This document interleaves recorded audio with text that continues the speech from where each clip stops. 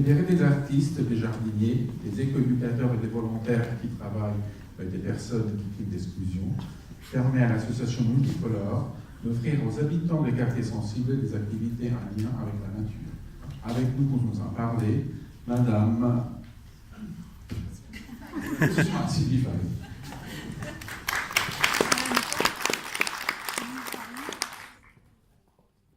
Bonsoir.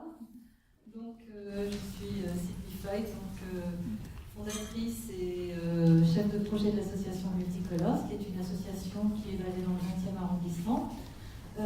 Cette association a déjà 15 ans. Et en 15 ans, nous avons donc réalisé 16 jardins pédagogiques, donc un à visée thérapeutique, avec des personnes touchées par la maladie d'Alzheimer.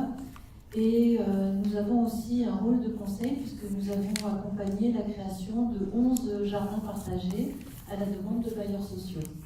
Voilà. Aujourd'hui, nous sommes dans un grand jardin qui est sur un toit terrasse, qui s'appelle le jardin suspendu. Et ce jardin suspendu, c'est un peu un laboratoire de végétalisation urbaine, puisqu'on fait de la permaculture sur un toit. Voilà.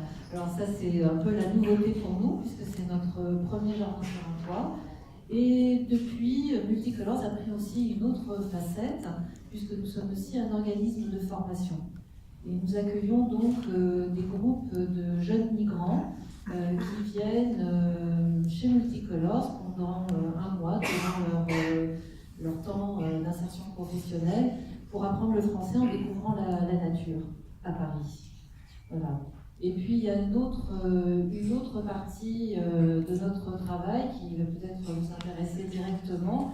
Nous avons créé une trame verte, toujours dans le 20e arrondissement, et c'est 100 pots qui sont dans la rue Saint-Blaise, qui relient en fait différents jardins de ce quartier, qui sont en gestion écologique, donc aussi bien des jardins de la ville de Paris, que des jardins partagés, que des jardins pédagogiques. Et aujourd'hui, cette trame verte, donc ces pots, ils vivent tant bien que mal. Ils ont été adoptés par des habitants, des commerçants. Et certains sont très très bien entretenus, sont très beaux. D'autres sont un peu à l'abandon. Mais bon, il y a un moment, on est quand même obligé de lâcher le bébé, quoi. Voilà. Écoutez, je ne vais peut-être pas vous en dire plus, puis peut-être le public.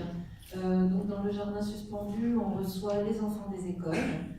2 fois par semaine, des habitants, puisqu'il y a aussi la partie comme jardin collectif, jardin partagé, et puis des formations, et des ateliers par enfants, des ateliers de cuisine, puisqu'on est de plus en plus axé aussi sur des activités de bien-être au sein du jardin.